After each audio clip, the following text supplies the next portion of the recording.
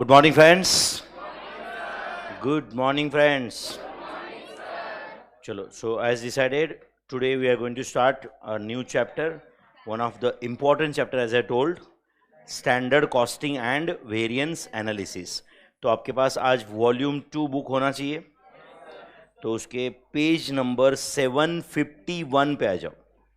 Page number 751, standard costing and variance analysis. और एक बड़ा चैप्टर है. ओके. ऑब्वियसली मार्जिनल जितना बड़ा नहीं है, मार्जिनल थोड़ा ज़्यादा ही कुछ नंबर ऑफ एग्जांपल्स थे उसमें. एंड एमसीक्यू के एंगल से मैंने उसमें थोड़ा सा और क्वेश्चंस बढ़ा दिए थे, क्योंकि एमसीक्यू में बहुत हाई प्रोबेबिलिटी है कि वो टेक्निक्स ऑफ कॉस्टिंग पूछेंगे. समझा मैं क्या बोल रहा हूँ? ओके. तो चलो फिर स्टार्ट करेंगे आज standard costing and variance analysis. Okay. आप आगे बच्चों पेज नंबर 751 पे आ गए क्या? तो चलो आप बताओ मुझे पहला सेंटेंस में क्या लिख के देने वाला आपको. It is a technique of costing. Very good. Write down. लिखो फिर अब. It is a technique of costing.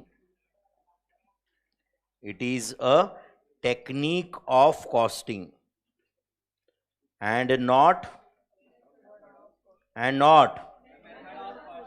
method of costing. It is a technique of costing, my friends.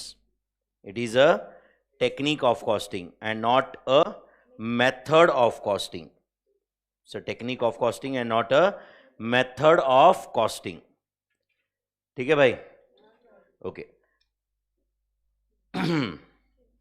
अब यहां पे लिख देना procedure in standard costing. It's 99% a practical chapter. क्या बोल रहा हूं मैं, समझ रहे हैं? 99% कौन सा चैप्टर है? प्रैक्टिकल है ये. हार्डली कुछ थियरी इन्वॉल्व है इसमें, बट जितना है उतना अपने को पढ़ना पड़ेगा. Procedure in standard costing. अब स्टैंडर्ड कॉस्टिंग में क्या प्रोसीजर है अपन पहले बात करते हैं. ठीक है बच्चों? यस. ध्यान है सबका? प्रोसीजर इन स्टैंडर्ड कॉस्टिंग है ना? मूड है ना आज पढ़ने का, या गुस्सा है सुबह सुबह? Yes. Procedure in standard costing. तो स्टैंडर्ड कॉस्टिंग में प्रोसीजर कुछ ऐसा होता है. सुन रहे हो क्या? Suppose your cost period is, ऐसे एज्यूम करो क्योंकि तुम्हारा कॉस्ट पीरियड है 1 जनवरी 23 टू लेट्स से 31 दिसंबर 23. ये तुम्हारा कॉस्ट पीरियड ऐसे समझो. जो भी ईयर जो लेना ले लो. 23 is the cost period. Calendar year is your cost period. And समझो before 1/1/2023, before that, okay, we will make a budget for this period. Will make a budget for this period. वो budget में क्या रहेगा कि भाई हम इतने units बनाएंगे. रहेगा ना? इतने यूनिट्स बनाएंगे. कितने यूनिट्स बनाएंगे उसको क्या बोलते हैं? Budgeted cost. Sorry, budgeted output. क्या है वो? Budgeted output. कितने यूनिट्स बनाएंगे, ये बजटेड आउटपुट है. तो समझो हमारे दिमाग में है बजटेड आउटपुट 5000 यूनिट्स का, कि हम साल भर में 5000 यूनिट्स बनाएंगे. बट वो 5000 यूनिट्स का मटेरियल कॉस्ट कितना लगेगा? 5000 यूनिट्स का मटेरियल कॉस्ट कितना लगेगा इस बजटेड मटेरियल कॉस्ट. बट वो बजटेड मटेरियल कॉस्ट किस बेसिस पे कैलकुलेट होगा? तो पहले आपको कुछ मटेरियल कॉस्ट कितना लगेगा इसका स्टैंडर्ड सेट करना पड़ेगा. स्टैंडर्ड, ये वर्ड अब मैं स्टैंडर्ड पे आया. स्टैंडर्ड सेट करना पड़ेगा. फॉर एग्जांपल आपको लगेगा कि भाई 1 unit of finish product requires 5 kilograms. 1 unit of finish product. Real life में हो सकता है कि वो 5 से कभी ज्यादा या कम ले, वेस्टेज कम ज्यादा हो सकता है. बट आपके दिमाग में ये है कि 1 unit of finish product requires 5 kilograms, मतलब 25,000 किलोग्राम कंज्यूम होगा. ये तुम्हारे दिमाग में है. साथ साथ में आपके दिमाग में ये भी है कि चलो भाई प्राइस रहेगा 10 रुपए पर किलोग्राम रॉ मटेरियल का. तो 25,000 किलोग्राम इंटू 10 रुपए पर किलोग्राम, मतलब 2,50,000 is a budgeted material cost. And और इसको आप ये भी बोल सकते हो it's a standard material cost of budgeted output. Standard material cost for budgeted output. पूरा ध्यान है तो समझेगा आपको. क्या मैं वर्ड्स, ये बहुत इंपॉर्टेंट है, कब मैं स्टैंडर्ड बोल रहा हूं, कब बजटेड बोल रहा हूं, सब लिख दूंगा मैं आपको ये बाद में. समझ में आ रहा है क्या? वापस एक बार बता दूं ये एग्जांपल. चलो, साल भर का प्लान क्या है अपना? कितने यूनिट्स बनाने का है? 5000 यूनिट्स बनाने का प्लान है. और प्लान इज, बोलो, 5000 यूनिट्स बनाने का. 1 unit of raw material 1 unit of finished product requires 5 kilograms of raw material. तो कितने यूनिट बनाने का रॉ प्लान है अपना? 5000. 1 unit of finished product requires 5 kilograms of raw material. ये स्टैंडर्ड है, ये स्टैंडर्ड है. तो 25,000 kilograms क्या हुआ? Budgeted consumption. क्या हुआ? Budgeted consumption of raw material. And अब बताओ बजेटेड मटेरियल कॉस्ट क्या है? 25,000 into 10 rupees per kilogram, that is 2,50,000. तो ये 10 रुपीज पर किलोग्राम क्या है? Standard cost of raw material पर किलोग्राम. तो 2,50,000 क्या है? बोलो. Budgeted material cost for budgeted output of 5,000 units. For budgeted output of 5,000 units. तो इसका मतलब है कुछ ना कुछ तो आपने प्लान करके रखा है शुरुआत में. यस और नो? अब 31 दिसंबर 23 को गए आप लोग, ओके, वहां तक पहुंच गए. तो actual data is actually recorded through out the period. साल भर का डेटा रिकॉर्ड हो चुका है अभी. तो eight the end of the cost period आपने जो सोच के रखा था शुरुआत में एंड जो हुआ, राइट, उसमें डिफरेंस कुछ है क्या? चेक कर सकते हो आप. यस और नो? वो डिफरेंस को बोलते हैं वेरिएंस. क्या बोलते हैं? वेरिएंस. क्या चैप्टर का नाम है? Standard costing and variance analysis. तो वेरिएंस मतलब difference between standard and actual. Please सुनो, difference between budget and actual मत बोलो. Difference between standard and actual. आपको लग रहा है सर बट बजट मतलब ही स्टैंडर्ड. समझेगा, थोड़ी देर से समझेगा वो भी. Are you understanding this? तो difference between standard data and actual data is known as variance. वो वेरिएंस कभी फेवरेबल रह सकता है, कभी एडवर्स रह सकता है. मतलब हमने जो सोचा था कि समझो 5,000 रुपए कॉस्ट लगना चाहिए, बट एक्चुअल में 4,000 लगा. तो अपने को अपन ये बोलेंगे क्या? शिट यार, मैंने 5,000 प्लान किया था, 4,000 ही कॉस्ट लग गया. अपन बोलेंगे बहुत अच्छा हुआ. करेक्ट और नॉट? ये वेरिएंस है but it is favourable. It is favourable. समझो ये बच्चे ने सोच के रखा था कि चलो भाई मुझे कॉस्टिंग में 89 मार्क्स आएंगे. ओके, मार्कशीट देखा इसने, 96 मार्क्स है. ये क्या बोलेगा? शिट यार, मैं सोचा था 89, 96 कैसे आया यार? ऐसा बोलेगा क्या? ये नहीं. वेरिएंस है but it is favourable. It is favourable. तो कभी वेरिएंस फेवरेबल रहेगा, कभी एडवर्स रहेगा. अनफेवरेबल मतलब एडवर्स बोलेंगे. क्या बोलेंगे? एडवर्स बोलेंगे. कभी वेरिएंस फेवरेबल रहेगा, कभी एडवर्स रहेगा. समझ में आ रहा है आपको बच्चों? तो क्या प्रोसीजर अभी तक जो मैंने बताया उसके बेसिक प्रोसेस क्या दिमाग में जा रहा है आपको? हाँ बोलो. Standards are set by expert people at the beginning of cost period. Standard कौन सेट करेगा मुझे बताओ? Expert people in that field. जैसे कि समझो बैच के डे नंबर 1 ये लड़की बोल रही कि सर ये कॉस्टिंग का बैच कंप्लीट करने के लिए कितना टाइम लगेगा? आप बताओ. समझो ये लड़का बोल रहा है लगेंगे 250 आवर्स, मैं बोल रहा हूं कि 220 आवर्स. आप बताओ आपको क्या लग रहा है, किसका ओपिनियन ज्यादा मैटर करेगा? मेरा ओपिनियन. ये तो इंटर कॉस्टिंग के बारे में कुछ जानता भी नहीं है, डे 1, एंड मैं 20 साल से यही कर रहा हूं, उसको पैदा होने के पहले से पढ़ा रहा हूं. करेक्ट और नॉट? तो सीधी सी बात है, मैंने सेट किया हुआ स्टैंडर्ड ज्यादा ऑथेंटिक है. तो कंपनी में expert people of that field will set the standard. Will set the standard. Simple. कहीं पे भी मेरे भाई 10 चपाती बनाने के लिए कितना आटा लगता है, ये मेरी मम्मी को ज्यादा पता रहेगा ना मेरे कंपैरिजन में. करेक्ट और नॉट? क्योंकि मम्मी का पूरा जिंदगी उसी खाना बनाने में गया. करेक्ट और नॉट? 40-50 साल का एक्सपीरियंस अगर एक पर्टिकुलर फील्ड का है तो डेफिनेटली उसके बारे में ज्यादा इंफॉर्मेशन रहेगा ना. एक पर्टिकुलर असेंबली प्रोसेस कंप्लीट करने के लिए कितना टाइम लगता है कंपनी में, यह जानने के लिए जो वो असेंबली प्रोसेस पिछले 15-20 साल से करता है, या जो सुपर एक्सपीरियंस्ड एंड एक्सपर्टीज है उस फील्ड में, that person is more competent to set that standard और नॉट. तो standards are set at the beginning of cost period. Standards are set at the beginning of cost period by industry experts. By industry experts. लिखो procedure में, लिखो. First क्या लिख रहे हैं बच्चों? Standards are set. Standards are set at the beginning of cost period. Standards are set at the beginning of cost period. Okay, bracket में लिख देना बाय. कौन स्टैंडर्ड सेट करता है? ये इंडस्ट्री या तुम्हारे ऑर्गेनाइजेशन जो भी कुछ है, एक्सपर्ट पीपल. इतना तो समझता है. मैनेजमेंट डिसाइड करेगा कौन एक्सपर्ट है उस फील्ड का, क्या है, किसने स्टैंडर्ड सेट करना चाहिए. Standards are set at the beginning of cost period. समझा बच्चों? अब बताओ, शुरुआत में स्टैंडर्ड तो सेट करके रखा है, अब क्या करेंगे? कॉस्ट पीरियड के शुरुआत में स्टैंडर्ड सेट करके रखा है। हाँ बोलो। Actual data. अब डेटा में more important is cost data. वैसे रेवेन्यू सेल्स के रिलेटेड भी स्टैंडर्ड्स रहते हैं, प्रॉफिट के लिए रिलेटेड भी रहते हैं, बट अपने सिलेबस का 99% पार्ट क्या है? कॉस्ट के रिलेटेड स्टैंडर्ड। किसके? कॉस्ट के। Actual cost data is recorded. Actual cost data is recorded throughout the cost period. Actual cost data is recorded throughout the, बोलो मेरे भाई, cost period. तो standards are set at the beginning of cost period by expert people. समझा क्या बच्चों? By industry experts or organization experts. Actual cost data is recorded. Actual cost data is recorded, बोलो, throughout the cost period. अब बताओ बच्चों, throughout the cost period आप data record किए, अभी मतलब तुम एंड में पहुंचे, बोलो क्या होगा? At the end of cost period, standard data and actual data is compared in order to calculate the variances. Very good. Write down.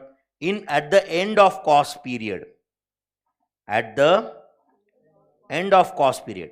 अच्छा, ये जो थियरी है कुछ बहुत टफ है क्या? Can I say it's just a common sense? At the end of cost period. हाँ बोलो। स्टैंडर्ड डेटा, ठीक है, standard data and actual data. Standard data and actual data. Actual data जो आपने through out the cost period maintain किया हुआ है। Standard data and actual data is compared in order to calculate variances.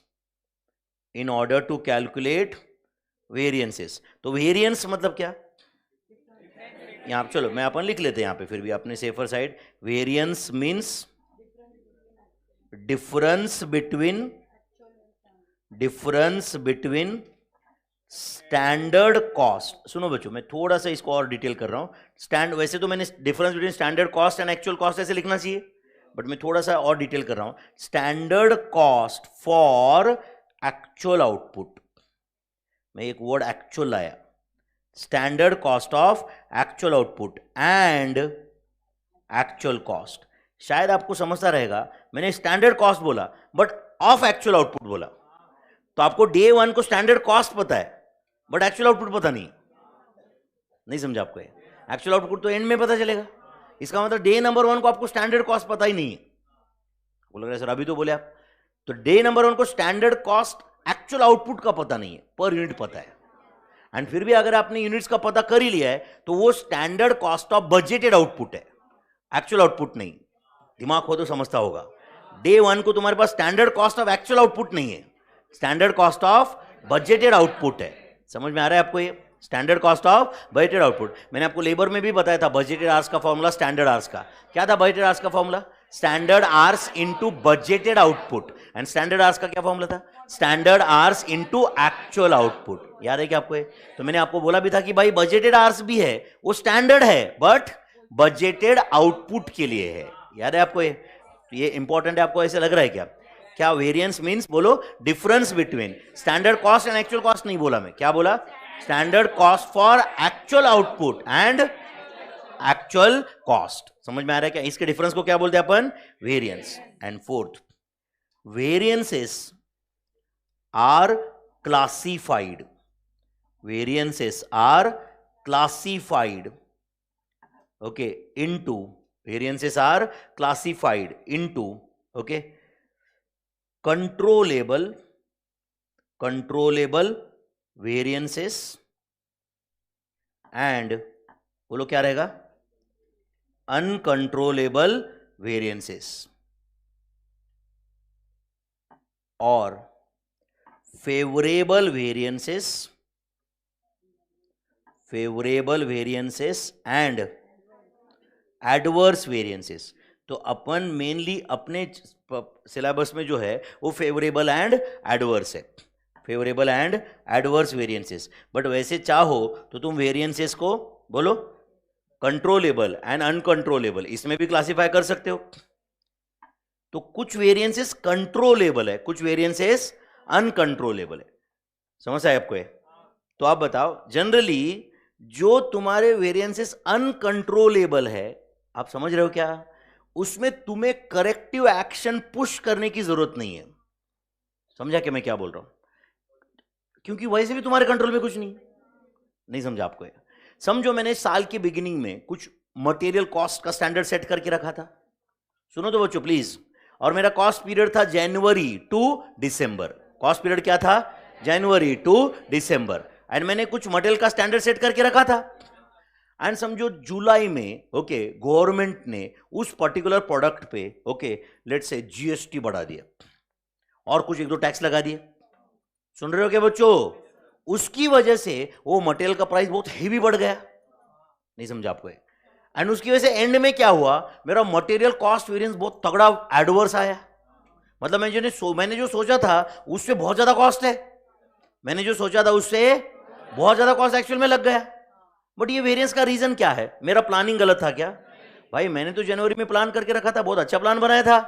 But अब government अगर इतना taxes बढ़ाएगा बीच में कहीं पे, राइट, मेरे प्लानिंग पे इंपैक्ट आया ना, तो ये वेरिएंस है। बट आप बताओ ये कंट्रोलेबल है क्या? नहीं है, अनकंट्रोलेबल है। तो अगली बार चुपचाप स्टैंडर्ड चेंज करो एंड कंटिन्यू करो। करेक्ट और नॉट? जो वेरिएंस मेरे हाथ में नहीं है उसको क्या करेंगे अपन, नेक्स्ट टाइम अपना स्टैंडर्ड ही चेंज करते हैं ना। करेक्ट और नॉट? जैसे कि जस्ट एक एग्जांपल बोल के बता रहा हूं, शुरुआत में जब मैं पढ़ाना चालू किया ना, तो 2 घंटे के लेक्चर में मुझे लगता था कि 2 घंटे के 2 घंटे प्रोडक्टिव होना चाहिए, 1 मिनट वेस्ट नहीं होना चाहिए।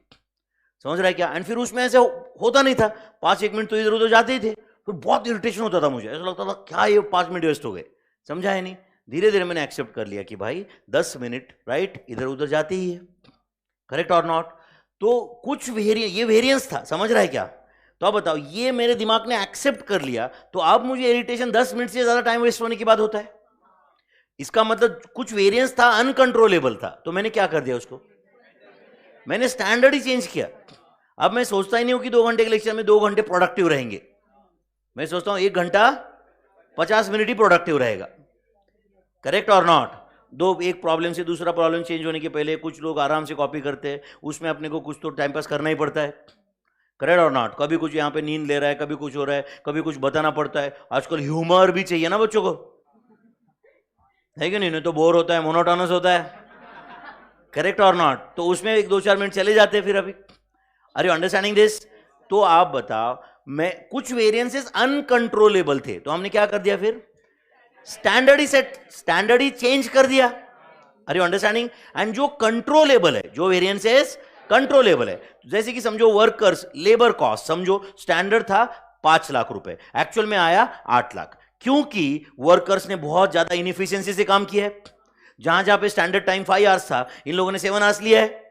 यस और नो? आप बताओ, ये वेरिएंस, ये एडवर्स वेरिएंस आया ना लेबर कॉस्ट पे, इसका रीजन क्या था? लेबर एफिशिएंटली काम नहीं किए। ये कंट्रोलेबल है या अनकंट्रोलेबल है?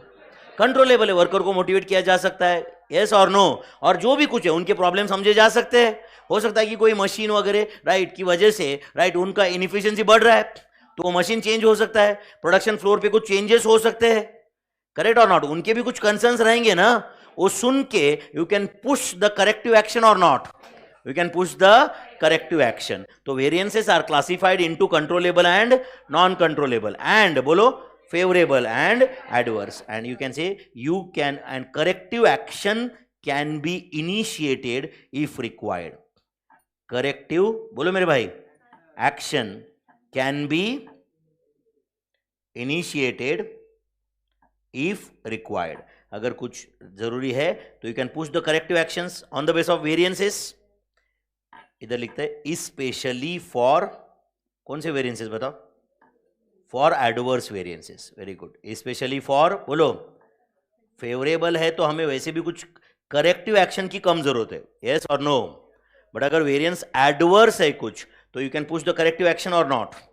सो this is the standard costing procedure my friends. अभी क्या प्रोसीजर है और एक बार पढ़ेंगे हम लोग, क्या प्रोसीजर है? चलो आराम से पढ़ते, कोई गड़बड़ है नहीं अपने को।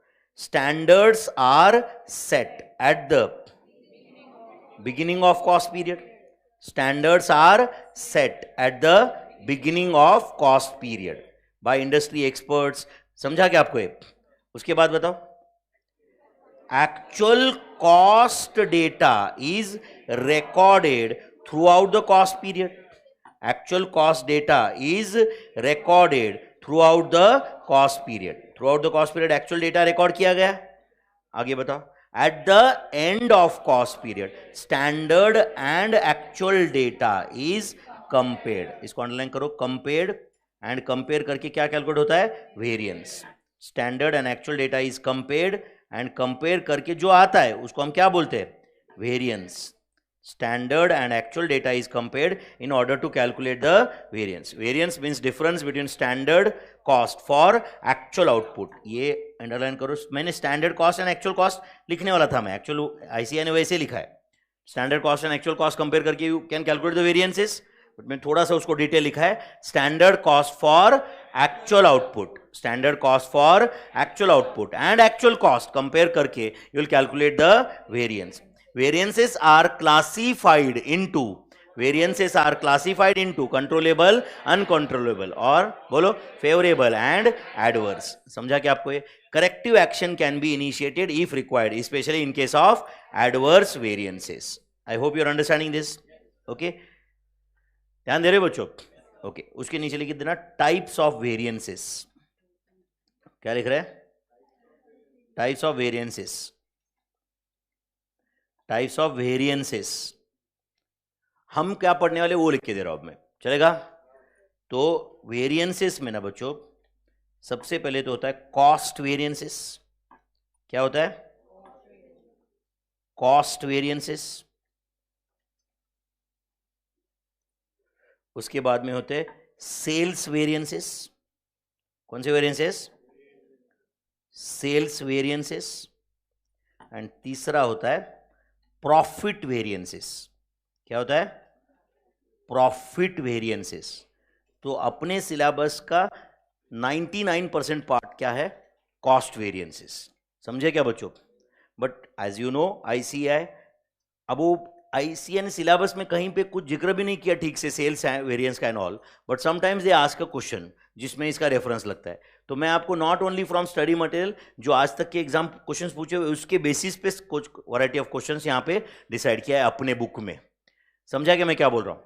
तो cost variances, sales variances and profit variance. तो मैंने यहाँ पे ऐसे क्वेश्चंस लिए कुछ जहाँ पे आपको sales variances and profit variance क्या होगा उसका अंदाज भी लग जाएगा. बट मेनली अपने सिलेबस में क्या है? Cost variances. कॉस्ट वेरिएंसेस में हमें यहाँ पे पढ़ना है ओके मटेरियल कॉस्ट वेरिएंस. क्या क्या पढ़ना है? मटेरियल कॉस्ट में कौन सा कॉस्ट? अभी पहला बोलो मटेरियल कॉस्ट वेरिएंसेस. उसके बाद, हाँ सही बोल रहे हो, बोलो labour cost variances. Labour cost variances. Then overhead cost variance. ऐसे बोल रहे हो ना आप? सिर्फ वो ओवरहेड को आप दो पार्ट में डिवाइड करो, वेरिएबल एंड फिक्स्ड. तो बोलो पहला क्या रहेगा? Variable overhead cost variances. Variable overhead cost variances. Variable overhead cost variances and बोलो fixed overhead cost variances. And fixed overhead